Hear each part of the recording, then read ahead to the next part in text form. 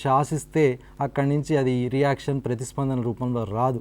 ఎవరికి వాళ్ళే తనంతట తన టాలెంటు క్యాలిబర్ ఖోఖో ఆడుతున్నప్పుడు మనం చూస్తాం, రన్నింగ్ చేస్తూ డైవ్ వేస్తూ ఎక్కడ జర్క్ తీసుకోవాలి, ఎక్కడ ఎట్నుంచి ఏ డైరెక్షన్లో పోవాలి క్రీడాకారుడు అనేది పరిగెత్తే రన్నర్కు తప్ప పక్క నుంచి సహాయం అందించే కోచ్ చెప్తే అక్కడ కుదరదు. కాబట్టి ఇక్కడ ఎజిలిటీ అనేది మేజర్ ఇంపార్టెంట్ రోల్. దానికి ఇప్పుడు for example Allu Arjun famous hero, actually చిన్నప్పుడు మెంటల్లీ రిటార్డెడ్ పర్సన్. వాళ్ళమ్మ ఎంతో సాక్రిఫైస్ చేసింది అతని కోసం, అన్ని యాక్టివిటీస్ ఫ్యామిలీ ఎంజాయ్మెంట్ని కూడా సాక్రిఫైస్ చేసి ఆయన వెనకాల పడి అతనికి ఉన్నటువంటి వీక్నెస్ని గుర్తించి ఉన్నటువంటి బలాన్ని అభివృద్ధి చేయడానికి లాస్ట్కి ఎదుగుతున్న పరిణామం ఎడాల్సిన వయసులో తీసుకెళ్ళి జిమ్లో జాయిన్ చేయడం జరిగింది. ఆటోమేటిక్గా అతనిలో ఆ physical exercise, law of exercise practice చేయడం ద్వారా నేచురల్గా ఉన్నటువంటి టాలెంట్ని వాళ్ళమ్మ వెనకాలండి ప్రోత్సహించడం ద్వారా ఇవాళ ఈ నరాన్ని కదిపి కీలు అంగంగా ప్రదర్శన చేసే అవకాశం మనకు అద్భుతంగా కనిపిస్తుంది. డ్యాన్స్ అంటే ఏ రోల్ ఎలా పోషిస్తున్నాడనేది. అదేవిధంగా ఈ sound mind in a sound body అనేది కూడా మనం చెప్పుకుంటాం. కోటి రామమూర్తి గారు చిన్న వయసు నుండి ఆలోచించినప్పుడు ఓన్లీ ఎముకలు తప్ప కండలు లేనటువంటి వ్యక్తి. ప్రీ ఇండిపెండెన్స్ జాతీయోద్యమంలో ఆయన ఎక్కడి నుంచి ఎక్కడ తీసుకొచ్చి పెట్టినా జనాలు గుమిగూడటానికి కోటి రామమూర్తి గారు ఒక బల ప్రదర్శన పెట్టేవాళ్ళు. దానికి ఆయనకు చిన్నప్పుడు ఎముకలు తప్ప కండలు లేనటువంటి వ్యక్తి. ఆ వ్యక్తిని ఆయన ఉన్నటువంటి టాలెంట్ని గుర్తించి వాళ్ళ చిన్నాన్న తీసుకెళ్ళి జిమ్లో జాయిన్ చేయడం జరిగింది. ఆ మద్రాసులో ఉన్న వైఎంసీ నుంచి లాస్ట్కి అల్లరి చిల్లరిగా తిరిగేటువంటి ఒక వ్యక్తి నేను దేనికి పనికిరానా అనేటువంటి కాన్సెప్ట్ తోటి కండలు తిరిగిన మల్లయోధునిగా తయారయ్యాడు. ఇవన్నీ కూడా జిమ్నాస్టిక్స్లో ఉన్నటువంటి కౌశల ప్రదర్శన చేయించడానికి ఉపయోగపడుతున్నటువంటి ఉద్దేశం.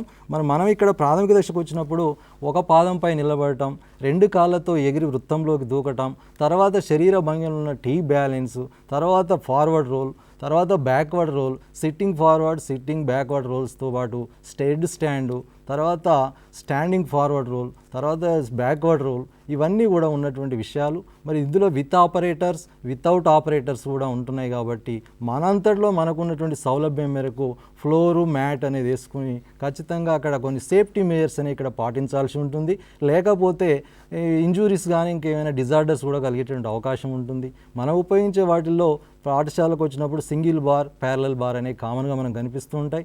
Horizontal bar, uneven bar, broad horse, long horse, ఇవన్నీ కూడా ఇంకా ఎక్కువ నైపుణ్యం ఉన్నటువంటి వాళ్ళకు సౌలభ్యం ఉన్నటువంటి ఆ ప్రాంతంలో ఆదరించబడుతున్నప్పుడు ఇంకా కావాల్సినటువంటి సామాగ్రిని అభివృద్ధిలోకి తీసుకొచ్చి వాళ్ళలో ఉన్న నైపుణ్యాన్ని బయటికి వెలికి తీయడానికి జిమ్నాస్టిక్స్ అనేవి మరి అత్యధికంగా మోటార్ ఫిట్నెస్ కాంపోనెంట్స్ని డెవలప్ చేయడానికి సహకరిస్తాయి అని చెప్పుకోవచ్చు. Okay Stalin, very good information ఇచ్చారు.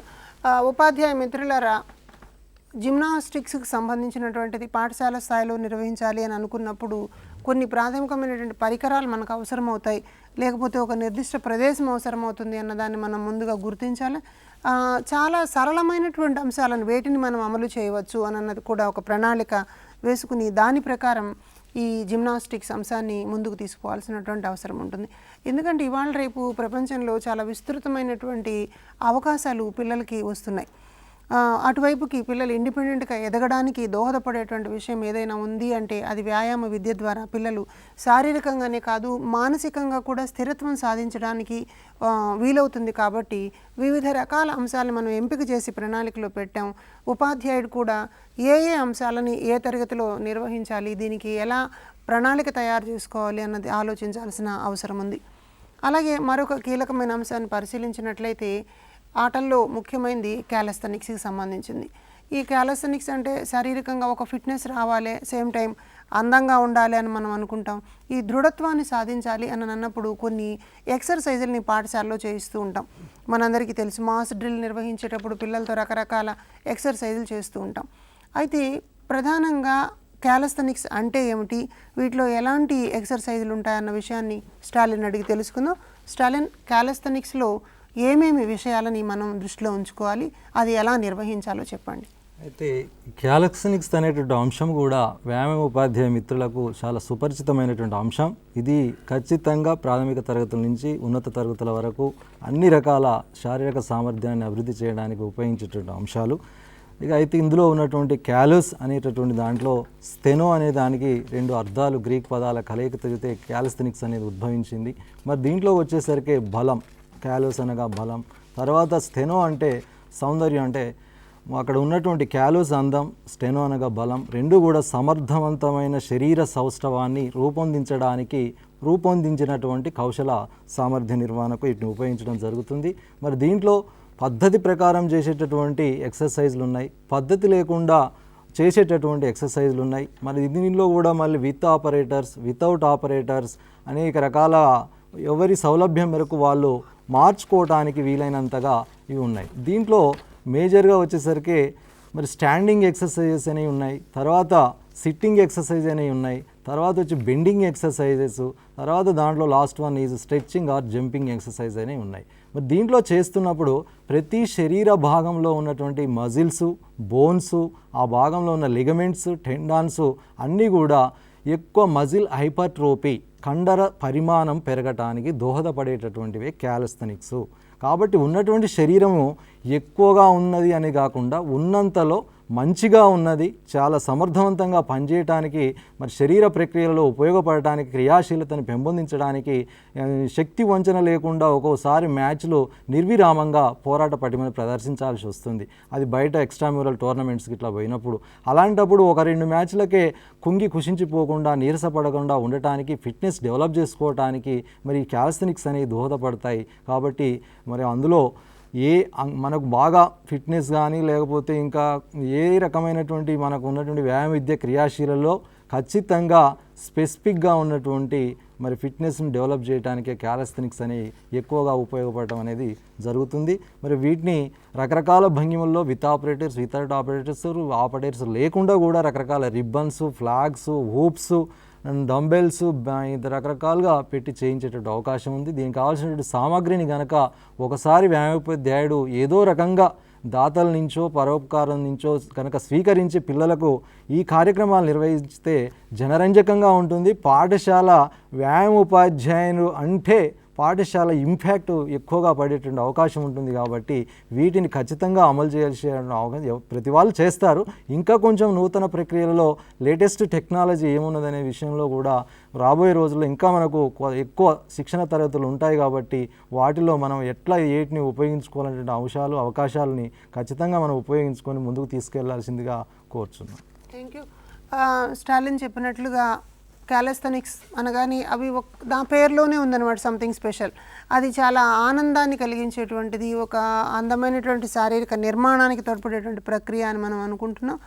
అయితే పిల్లలు ప్రధానంగా ఇలాంటి వాటిని నిర్వహించాలి అని అన్నప్పుడు కొంత విశాలమైనటువంటి ప్రదేశం అవసరమవుతుంది, లేకపోతే ఒక ఆట స్థలం లాంటిది అవసరమవుతుంది. చాలా పాఠశాలలకి ఇలాంటి పరిస్థితి ఉంది, కానీ కొన్ని చోట్ల ఇలాంటి సౌకర్యం లేనప్పుడు ఈ పాఠశాలలో ఉండేటువంటి ఉపాధ్యాయులు మాకు ఈ ప్రాంగణం లేదు కాబట్టి ఈ కార్యక్రమాలు నిర్వహించలేమని అనకుండా గ్రామంలో కానివ్వండి, వాళ్ళ టౌన్లో కానివ్వండి, కొన్ని ప్రత్యేక ప్రదేశాలని పార్కుల కోసం, లేకపోతే గ్రౌండ్స్ కోసము, లేదా సమావేశాల కోసం ఇలాంటి వాటికి కేటాయించుంటారు. కాబట్టి అలాంటి వాటిలో ముందస్తు పర్మిషన్స్ తీసుకుని పిల్లల్ని అక్కడికి తీసుకువెళ్ళి ఈ ప్రాక్టీస్ చేయించేటువంటి ప్రయత్నం జరగాలి. లేదు పాఠశాలలో గ్రౌండ్ అందుబాటులో ఉన్నప్పుడు మాత్రం తప్పనిసరిగా ఉపాధ్యాయులు ఈ రకపు అంశాలలో శిక్షణ ఇచ్చేటువంటి ప్రయత్నం చేయాలి.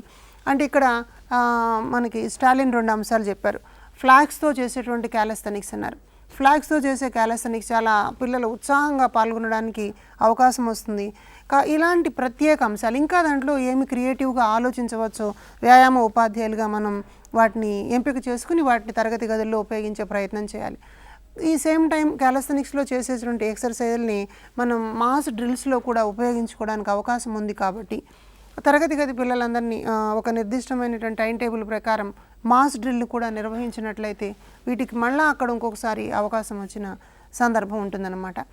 అలాగే మరొక ప్రధానమైనటువంటి అంశాన్ని మనం ఆటలకి వ్యాయామానికి కలిపి చూసినప్పుడు ఆటలు అన్నవి చాలా ప్రధానంగా కనిపిస్తాయి.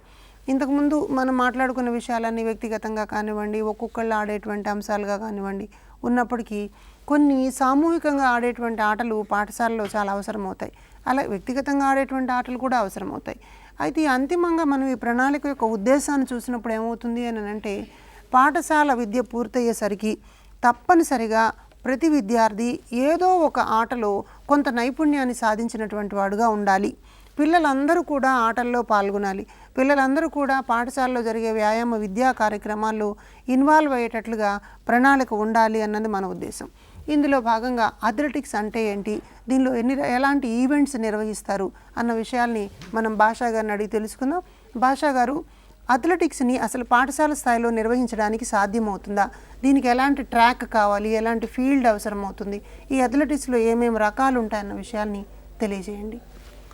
సార్, ఈ అథ్లెటిక్స్ అనేది మనం ఒక స్పెసిఫిక్గా ఏమి లేదు. ఈ అథ్లెటిక్స్ అనేది ఎవరైనా చేయగల క్రీడ.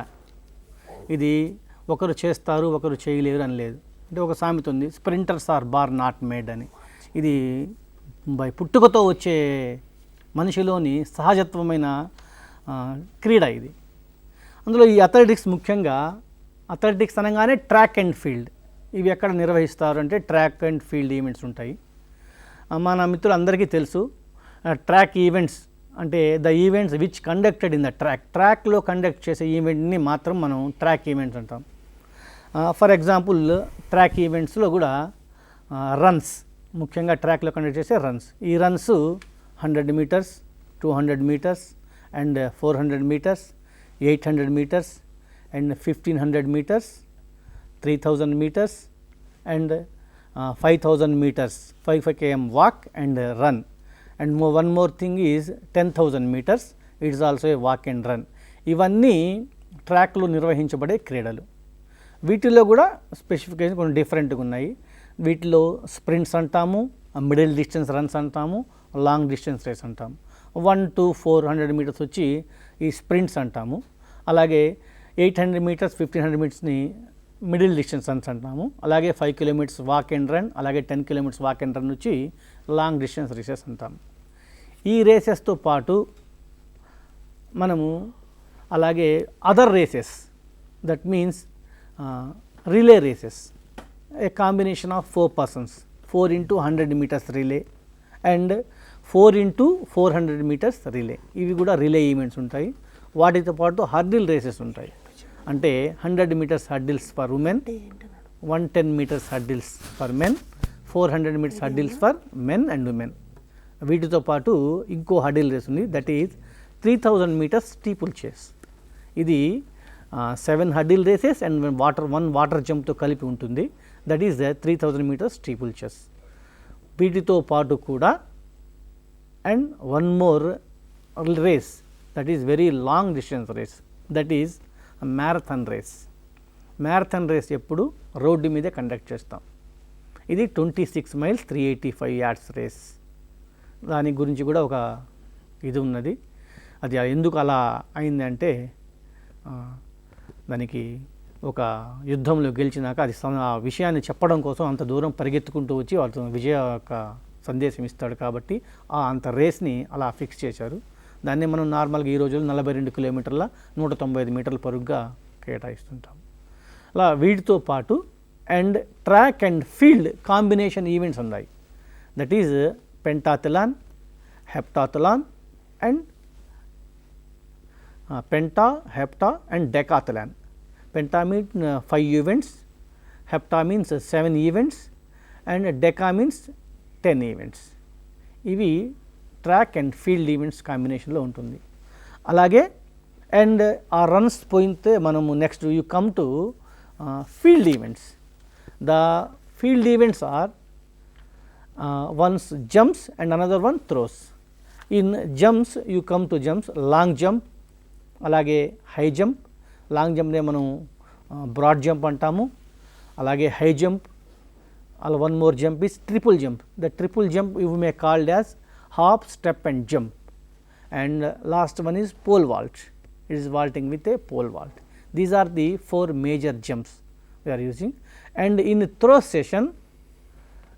session we go for the shot put and discus throw and javelin throw, and one more throw is hammer throw.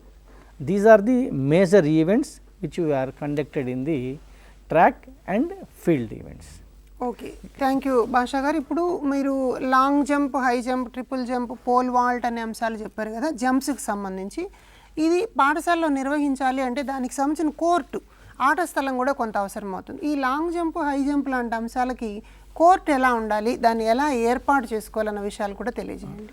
Sir, ఈ అథ్లెటిక్స్లో చాలా మనకు ఒక అనుకుంటా ఉంటాం 200 మీటర్స్ స్టాండర్డ్ ట్రాక్ అంటే 400 మీటర్స్ ట్రాక్, ఒక లేదు మనకు లిమిటెడ్ ట్రాక్ అంటే 200 మీటర్ ట్రాక్, ఈ 2 ట్రాక్లు మనం వేసుకోవాల్సి ఉంటుంది. కానీ ఈ ఫెసిలిటీ లేని చోట్ల కూడా మనం విత్ లిమిటెడ్ స్పేస్లో ఇవి రన్స్ స్టార్ట్ చేయవచ్చు, అలాగే జంప్స్ త్రోస్ స్టార్ట్ చేయవచ్చు.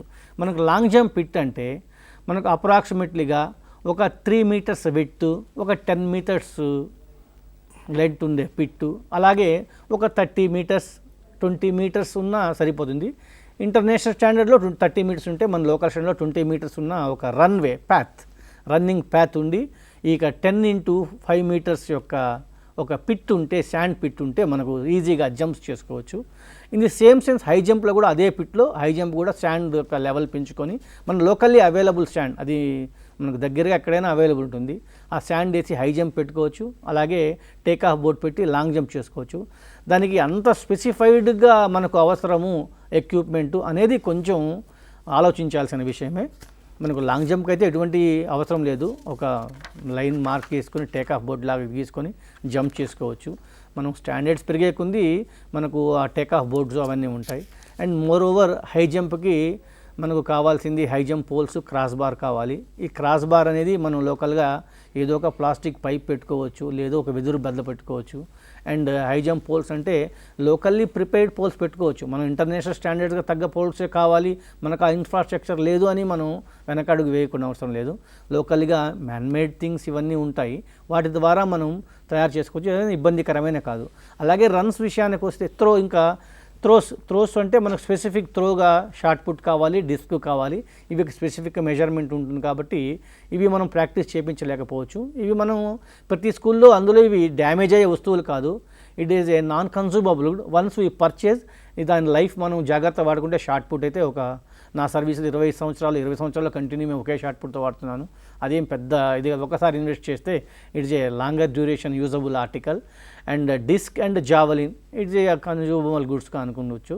కాబట్టి ఇవి మనం పర్చేస్ చేసుకుంటే చాలా వరకు వాటిని వాడుకోవచ్చు, వాటి వల్ల ఎటువంటి నష్టం అవి లాంగ్ రన్లో పనికి వచ్చేవి. కాబట్టి మనం ఒకసారి కానీ దాని మీద ఇన్వెస్ట్ చేసేస్తే, ప్రభుత్వం వారు సప్లై చేసినా ఉన్నాయి, చాలా స్కూల్స్కి సప్లై చేస్తున్నారు, సప్లై చేస్తే అవి ఎక్కువ రోజులు మన్నిగా వాడుకోవచ్చు మనం జాగ్రత్తగా వాడుకుంటే. దానివల్ల ఇంకా రన్స్ విషయానికి వస్తే మనం ఎంత లిమిటెడ్ స్పేస్లో రన్స్ చేసుకోవచ్చు. అంటే మై ఎక్స్పీరియన్స్, నేను రన్స్కి ట్రాక్ లేదనకుండా రోడ్ రేస్ చేసేవాళ్ళం, కొంచెం ట్రాఫిక్ ప్రాబ్లం లేకుండా ఆ బళ్ళి చుట్టూ తిరగడము, బరి చుట్టూ క్యాంపస్ ఉంటుంది, ఆ క్యాంపస్ చుట్టూ మెయింటైన్ చేసి ప్లేసెస్ తెచ్చుకోవచ్చు, అదేం పెద్దేం కాదు. ఒకసారి ఒక దశ దాటినాక మనకు ఒక కోచ్లు ఉంటారు, అడ్వాన్స్ టెక్నిక్స్తో అడ్వాన్స్గా వెళ్ళిపోతారు. యాజ్ ఏ మన పాఠశాల స్థాయిలో విద్యార్థుల యొక్క వాడికి పరిపూర్ణ ఆరోగ్యవంతంగా అతనికి కావాల్సిన హోలిస్టిక్ లైఫ్ ఇవ్వడం కోసంగా ఈ అథ్లెటిక్స్ అనేది ఎంతో ఉపయోగకరం. అథ్లెటిక్స్ ద్వారా మనం ఎన్నో సాధించవచ్చు, ఎందుకంటే విద్యార్థుల్లో ఉండే సృజనాత్మక స్థితి, you have to scout the talent of a individual. That is the duty of a physical education teacher or physical assistant in the school. Is the main talent. Thank you sir. Good. Basha garu చెప్పినట్లు ఇప్పుడు సమస్య అంతా ఏమిటి అని అంటే మనకు ఒక స్పష్టమైనటువంటి సిలబస్ లేకపోవడం ఇంతకుముందు, లేకపోతే ఏ అంశాలని పాఠశాలలో దాదాపు ఇక్కడ ఉన్న వ్యాయామ ఉపాధ్యాయులు అందరూ కూడా ఇప్పుడు చర్చించినటువంటి అంశాలని వాళ్ళ ట్రైనింగ్ పీరియడ్లో చేసి విని ఉంటారు. కాకపోతే ఈ 10 ఏళ్ల 20 ఏళ్ల తరగతి గది ఆ ప్రాక్టీస్లో పరికరాలు సరిగా లేకపోవడం వలన మనం ఆ అంశాలను కొంత ఏమైనా తేడా వస్తే వచ్చి ఉండొచ్చు. కానీ చాలామంది ఉపాధ్యాయులు వీటన్నింటినీ ఉపయోగిస్తూ పిల్లలకి శిక్షణ ఇవ్వడం మన సందర్భాన్ని మనం చూస్తూనే ఉన్నాం. అయితే ఇప్పుడు మనం ఒక ప్రణాళికాబద్ధంగా చేయాల్సినటువంటి అవసరం వచ్చింది కాబట్టి ఏ తరగతిలో ఏమేమి అంశాలు ఉంటాయన్నది మనం స్పష్టంగా చెప్తున్నాం కాబట్టి పిల్లలందరికీ కూడా అన్ని రకాల అంశాలలో శిక్షణ ఇవ్వడం అనే క్రమంలో పిల్లల్లో ఉన్న సామర్థ్యాన్ని ఐడెంటిఫై చేసి సామర్థ్యం ఆధారంగా ఏ రకపు ఆటకి ఎవరు సూట్ అవుతారు అన్న దాన్ని ఎంపిక చేసుకుని అక్కడ శిక్షణ ఇవ్వడం అన్నది అవసరం అవుతుంది. అంటే కొంతమంది పిల్లలు మంచి వాకింగ్ స్టైల్ కలిగి ఉంటారు, అంటే నడవడంలోనూ పరిగెత్తడంలోనూ వాళ్ళ స్టెప్ మూమెంట్ చాలా క్లారిటీ ఉంటుందన్నమాట. అలాంటి వాళ్ళకి మనం రన్నింగ్లో శిక్షణ ఇచ్చేటువంటి ప్రయత్నం చేస్తాం. ఇందాక మెన్షన్ చేసినట్లు రకరకాల రిలే గేమ్స్ కానివ్వండి, ఇట్లాంటి వాటిలో రన్నింగ్ ప్రాక్టీస్ ఇవ్వడానికి ప్రయత్నం చేద్దాం. అలాగే కొంత మంచి ఫిజికల్ ఫిట్నెస్ ఉన్నటువంటి వాళ్ళు, స్టామినా ఉన్నటువంటి వాళ్ళు జావెలిన్ త్రో చేయడం కానివ్వండి, లేకపోతే షార్ట్ పట్టు ఉపయోగించడం, డిస్కస్ త్రో ఉపయోగించడం, ఇలాంటి వాటిలో కొంత ఫిజికల్ ఫిట్నెస్ ఉండేటువంటి దృఢత్వం కలిగిన పిల్లలు అవసరమవుతారు. కాబట్టి అలాంటి పిల్లలు ఎవరున్నారో చూసి వాళ్ళకి ఆ రంగంలో వాళ్ళ ఇంట్రెస్ట్తో అక్కడ శిక్షణ ఇవ్వాల్సినటువంటి ప్రయత్నం మనకు తెలుస్తుంది. అలాగే మరొక ముఖ్యమైనది ఇప్పుడు చర్చించినట్లుగా జంప్ చేయడం, హై జంప్ ఉంది, లాంగ్ జంప్ ఉంది. కొంచెం జాగ్రత్తతో ఈ అంశాలను నిర్వహించాల్సిన పరిస్థితి ఉంటుంది. ఎందుకంటే ఈ దుముకడం చేసేటప్పుడు కొన్ని రకాల ప్రమాదాలు సంభవించడానికి కూడా అవకాశం ఉంది. కాబట్టి ఒక స్పెసిఫిక్ కేర్, వ్యాయామ ఉపాధ్యాయుడు ఇక్కడ రోల్ మనం చూసినప్పుడు ఒక తల్లిలాగా ప్రయత్నించాల్సి వస్తుంది, ఒక తండ్రిలాగా ప్రయత్నించాల్సి వస్తుంది. కాబట్టి ఒక స్పెసిఫిక్ రోల్ ప్లే చేయాల్సినటువంటి బాధ్యత వ్యాయామ ఉపాధ్యాయుల మీద ఉంటుంది. మనం సాధారణ పరిస్థితుల్లో స్కూల్లో పిల్లల్ని ఇంటర్వ్యూ చేసి అడిగినప్పుడు మీకు స్కూల్లో బాగా ఇష్టమైన టీచర్ ఎవరు అని అంటే ఎవరి పేరు చెప్తారో ఒకసారి ఆలోచించండి. సందేహమే లేదు, అది వ్యాయామ ఉపాధ్యాయుడు మాత్రమే. ఎందుకని? పిల్లలకు ఆడుకోవడం అంటే చాలా ఇష్టం. కాకపోతే ఇవాళ రకరకాల కార్యక్రమాలతో మార్కుల చట్రంలోకి పిల్లల్ని నెట్టేసి మార్కులు సంపాదించే యంత్రాలుగా పిల్లల్ని మార్చేసి ఆటల నుంచి పిల్లల్ని దూరం చేస్తున్నారు. విద్యా హక్కు చట్టం చాలా స్పష్టంగా చెప్తుంది ఆడుకోవడం పిల్లల హక్కు అని. ఇంకా క్లియర్గా దానిలో ఉండే చట్టాలను మనం చూసినట్లయితే సాయంత్రం పూట 4 గంటల నుండి 6 గంటల వరకు ఉండేటువంటి సమయాన్ని పిల్లల సమయం అని చెప్పి ప్రకటించింది. అంటే ఆ సమయంలో పిల్లలు ఆడుకోవాలి, ఆడుకోవడం ద్వారా శారీరకంగా వికాసం పొందాలి. ఎప్పుడైతే శారీరక వికాసం వస్తుందో మానసికమైనటువంటి ప్రశాంతత వస్తుంది, మానసికంగా కూడా చురుకుదనం వస్తుంది, మానసికంగా కూడా ఉత్సాహంగా ఉండడం వస్తుంది. అంటే తరగతి గది రిమైనింగ్ బోధనాభ్యసన అంశాలన్నీ నేర్చుకోవడానికి కావలసినటువంటి ఏకాగ్రత, మానసికమైనటువంటి స్థిరత్వము వ్యాయామ విద్య ద్వారా వస్తుంది. కాబట్టి వ్యాయామ విద్య ప్రాధాన్యత ఎంత ఎక్కువగా ఉంది అని అన్నది అటు తల్లిదండ్రులు, ఇటు ఉపాధ్యాయులు, ఆ సమాజం అంతా కూడా అర్థం చేసుకోవాల్సినటువంటి సందర్భం. కాబట్టి మనం దీన్ని కూడా ఒక సహపాఠ్య కార్యక్రమం ద్వారా తరగతి గదిలో ప్రవేశపెట్టాం. కాబట్టి మిత్రులారా, ఇలాంటి క్రమాన్ని చూసినప్పుడు పిల్లల్లో ఉత్సాహం రేకెత్తించేటువంటి అంశాలలో, ఆటల్లో మరొక ముఖ్యమైన అంశం మార్చింగ్. మార్చింగ్ అంటే పిల్లలు కవాతు చేయడం అంటాం అన్నమాట. ఈ కవాతు చేసేటువంటి దానిలో కూడా పాఠశాలలో శిక్షణ ఇవ్వడాన్ని సిలబస్లో అంశంగా పెట్టాం. ఈ కవాతుని ఎలా నిర్వహించాలి, దానిలో ఏమేమి అంశాలు ఉంటాయని అన్నది స్టాలిన్ అడిగి తెలుసుకుందాం. స్టాలిన్ గారు, మార్చింగ్ అంటే ఏమిటి, దాన్ని ఎలా నిర్వహించాలో చెప్పండి. సార్, ఇది మార్చ్ పాస్ట్ అనేది, కవాత్ అనేది ఇంతకుముందు ఆదరించేటటువంటి పదం. మార్చ్ పాస్ట్ మరే పాఠశాలలో వ్యాయామోపాధ్యాయుడు సమర్థవంతంగా ఇది నిర్వహించినట్లయితే అతనికి ఆదరాభిమానాలు చాలా ఉంటాయి. ఏకకాలంలో పాఠశాలలో ఉన్న ఎంతమంది అయినా విద్యార్థులకు పని కల్పించేటువంటి ప్రక్రియ, లయబద్ధంగా నిర్వహించేటటువంటి ప్రక్రియ, మాస్ డ్రిల్గా చేసేటటువంటి కృత్యములు, ఇవన్నీ కూడా లయబద్ధ కృత్యాలలో రిథమిక్స్లో ఒక భాగమే. మరి మార్చ్ పాస్ట్లో ఫస్ట్ ప్రాథమిక తరగతులకు వచ్చినప్పుడు అటెన్షన్, స్టాండర్డీస్ ఇవన్నీ కూడా మనము లైన్ ఫాలోఅప్, అటెండెన్స్ తీసుకోవటం, కేటగిరీ వైజ్గా మరి చేయించడం, turnings, left turn, right turn, about turn, attention, స్టాండర్డీస్లో మళ్ళీ వాళ్ళని స్టాండర్డీస్లో పెట్టడం, ఇవన్నీ కూడా మనకు తెలిసినటువంటి విషయాలే. ప్రాథమిక తరగతులకు వచ్చినప్పుడు అటెన్షన్ అంటే ఏంది, స్టాండర్డీస్ అంటే ఏంది, ఖచ్చితంగా దానిని ఎట్లా రెస్పాన్స్ అనేది చూపించాల్సి ఉంటుంది అనే విషయము చూడవలసి ఉంటుంది. కాబట్టి ఇక్కడ ఖచ్చితంగా ప్రాథమిక తరగతులలో కేవలం ఉన్నటువంటి అంశాలు డ్రెస్సింగు, ఫాలింగ్ చేయటం, right turn, left turn, about turn, ఇవన్నీ కూడా టర్నింగ్స్ గురించే అక్కడ చెప్పడం జరుగుతుంది. ఎందుకంటే ఇది కొంచెం క్లిష్టమైనటువంటి ప్రాథమిక తరగతులకు అంశం. ఎందుకంటే బాడీ, మైండ్ సింక్రనైజ్ చేసి చేయాల్సినటువంటి అంశం ఇది. దీంట్లో సెల్ఫ్ డిసిప్లైన్, సోషల్ డిసిప్లైన్ కూడా వస్తుంది. ఎందుకంటే వ్యక్తిగత క్రమశిక్షణ అనేది ఇక్కడ నాయకుని యొక్క ఆజ్ఞకు లోబడి ప్రవర్తించవలసి ఉంటుంది. ఇచ్చేటటువంటి కాషన్స్, కమాండ్స్కు లోబడి ప్రతిస్పందించవలసి ఉంటుంది. కాబట్టి ఇక్కడ ఆ కాషన్స్, కమాండ్స్ ఏవైతే ఉన్నాయో వాటికి అనుగుణంగానే రెస్పాన్స్ ఇవ్వాల్సి ఉంటుంది. ప్రైమరీగా, ప్రాథమికంగా మనం నేర్పిస్తున్నప్పుడు అభ్యసనంలో మనకు ఎదురయ్యేటటువంటి సమస్య ఏంటంటే ఒక కాలు, ఒక చెయ్యి మాత్రమే ముందుకు పోతాయి. అంత మాత్రాన వాళ్ళని మనము ఎక్కువగా నిరాశ నిస్రోలకు గురై నేను చేయను సార్, నన్ను తిడుతున్నాడు, వాడు చీటింగ్ వాటికి నన్ను అవమానపరుస్తున్నాడు, నాకు రాదు సార్ అని వెనకకి వెళ్ళిపోయేటువంటి విద్యార్థులు కూడా ఉంటారు. కాబట్టి ఖచ్చితంగా అలా కాకుండా ఒకేసారి రాదు, ఖచ్చితంగా మనము 3-4 వీక్స్ కనుక లా ఆఫ్ ఎక్సర్సైజ్ అభ్యాసం చేయించినట్లయితే ఆటోమేటిక్గా దాంట్లో తర్ఫీదు పొందటం, మనం ఇచ్చే కమాండ్స్, కాషన్స్కు లోబడి ప్రవర్తించడం, ఏ అకేషన్, ఇండిపెండెన్స్ డే కావచ్చు, రిపబ్లిక్ డే కావచ్చు, పాఠశాలలో యాన్యువల్ డే కావచ్చు, స్పోర్ట్స్ డే కావచ్చు, ఒక గెస్ట్ని ఇన్వైట్ చేయడం కావచ్చు, ఖచ్చితంగా పాఠశాలలో ఉన్న విద్యార్థులందరినీ కూడా ఇంటలెక్చువల్గా ఉన్న స్టూడెంట్స్నైనా, ఫిజికల్ ఫిట్నెస్ ఉన్న స్టూడెంట్స్ అయినా ఓవరాల్ హోల్సమ్ డెవలప్మెంట్ ఉన్న విద్యార్థులైనా 4 హౌజులుగా మనం విభజించుకుంటాం. ప్రతి హౌస్కి ఒక కెప్టెన్, వైస్ కెప్టెన్ పెడతాం. టోటల్గా మొత్తం కూడా సెట్ ఆఫ్ యాక్షన్లోకి వచ్చినప్పుడు ఖచ్చితంగా కల్చరల్ సెక్రటరీ, స్పోర్ట్స్ సెక్రటరీ, ప్రతి గ్రూప్కు వైస్ కెప్టెన్, కెప్టెన్ అంతా కలిసి ఒక స్కూల్ బాడీగా ఫ్రేమ్ చేస్తాం. ఈ బాడీ అనేది హెచ్ఎం గారు ఫిజికల్ ఎడ్యుకేషన్ టీచర్ అజమాయిష్లో రెస్పాండ్ కావడం అనేది ఉంటుంది. ఏ కార్యక్రమాన్ని నిర్వర్తించాలనుకున్న స్టాఫ్ లేకపోయినా ఇలా గవర్నమెంట్ స్కూల్స్లో ఉన్నటువంటి నాన్ టీచింగ్ స్టాఫ్ లేక చాలా సగల సమస్యలు ఎదుర్కొంటున్నారు. కానీ కరెక్ట్గా ఈ యొక్క సిస్టమ్ను కనుక ఇంప్లిమెంట్ చేసుకుంటే పిల్లల ద్వారా కొన్ని వాళ్ళకు వీలైన వాళ్ళ పనులనే మనం చేయించి ఎట్లా అంటే అట్లా సమయపాలనకు అనుగుణంగా ప్రణాళికాబద్ధంగా కార్యక్రమాలని రూపొందించుకోవడం అనేది జరుగుతుంది. మరి దీనికి మనం డ్రమ్ బీటింగు, రకరకాల ఫ్యాన్సీ మార్చింగు, లైన్ ఫార్మేషన్స్ వచ్చినప్పుడు ఓపెన్ ఆర్డర్, క్లోజ్ ఆర్డర్, ఇవన్నీ కూడా మార్క్టైల్ మార్చు, స్పాట్ మార్చు, ఒకదాని తర్వాత ఒకటి బేసికల్గా సింపుల్ టు కాంప్లెక్స్ మెథడ్లో నేర్పించాల్సి ఉంటుంది. ఒకేసారి ఫార్వర్డ్ మార్చ్ పెట్టినప్పుడు వాళ్ళకు కోయిన్సైడ్ కారు, కోఆర్డినేషన్ రాదు, లెగ్ మూమెంట్స్ కలవవు. ఇవన్నీ కూడా మనం స్పాట్ మార్చ్లో ఉంచి స్పాట్లో నేర్పిన తర్వాత ఆ తర్వాత ఫార్వర్డ్ మార్చ్లోకి తీసుకెళ్ళటం, ఆ తర్వాత ఫ్యాన్సీ మార్చింగ్ చేయించడం, వందన స్వీకారం అతిథులకు ఇప్పించడం, ఇవన్నీ కూడా చాలా అట్రాక్టివ్గా ఉన్నటువంటి యాక్టివిటీ. తర్వాత ఇవాళ విద్యాకు చట్టం ఉంది, యమధర్మరాజు అని మనకు తెలియకుండానే, మనకు వినపడకుండానే పక్క వాళ్ళు అంటూ ఉంటారు. ఆ ముద్ర మనకు పడకుండా విద్యాకు చట్టాన్ని ఖచ్చితంగా కొట్టకుండా, ఉపయోగించకుండా పిల్లల్ని క్రమశిక్షణకు తేవాల్సినటువంటి ప్రత్యేకమైన అంశం ఏంటంటే మార్చ్ పాస్ట్. ఎక్కడ వినని విద్యార్థిని కూడా వినేటట్టుగా, ఉంచేటట్టుగా చేసేటటువంటి సాధనం మార్చ్ పాస్ట్కు ఉంది.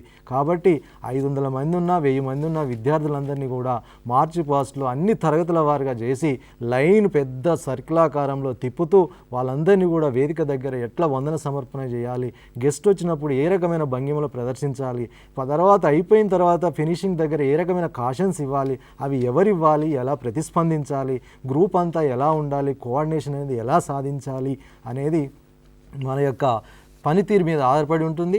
కాబట్టి మనం అట్రాక్ట్ చేయడమే కాకుండా కానీ కంప్లీషన్ చేయడానికి వాళ్ళని తిట్టకుండా, బాగా చికాకు గురి కాకుండా ఖచ్చితంగా మనం సమన్వయం, పేషెన్స్ తోటి క్రమశిక్షణ నెలకొల్పడానికి ఇది ఒక ప్రత్యేకమైన సాధనం ఆల్రెడీ ఉన్నది. దీన్ని ఇంకా చేయించడం ద్వారా మనకి ఇంకా మంచి గుర్తింపు పాఠశాలలో వచ్చే అవకాశం ఉన్నది. Okay, thank you Stalin. This is the importance of March past in the school system. కాబట్టి వ్యాయామ ఉపాధ్యాయులారా, పిల్లలలో క్రమశిక్షణ తీసుకురావాలి అని అంటే అది కేవలం వ్యాయామ ఉపాధ్యాయుల ద్వారా మాత్రమే సాధ్యమని మనందరం గుర్తించాం. తర్వాత సెషన్లో మనం ఈ వ్యాయామ విద్యకు సంబంధించినటువంటి మేజర్ గేమ్స్ ఏమేమి పాఠశాలలో చేయాలి, తర్వాత దాన్ని ఎలా మూల్యాంకనం చేయాలన్న విషయాలని చెప్తాం. కాబట్టి కొంచెం జాగ్రత్తగా వీటిని నోట్ చేసుకునేటువంటి ప్రయత్నం చేయండి. ఇప్పుడు ఒక 5 నిమిషాలు స్వల్ప విరామం, టీ తాగేసి తప్పనిసరిగా మళ్ళీ అందరూ తిరిగి వచ్చి టీవీ దగ్గర కూర్చోవలసిందిగా మనవి. ఈ సెషన్ ఇంతటితో సమాప్తం.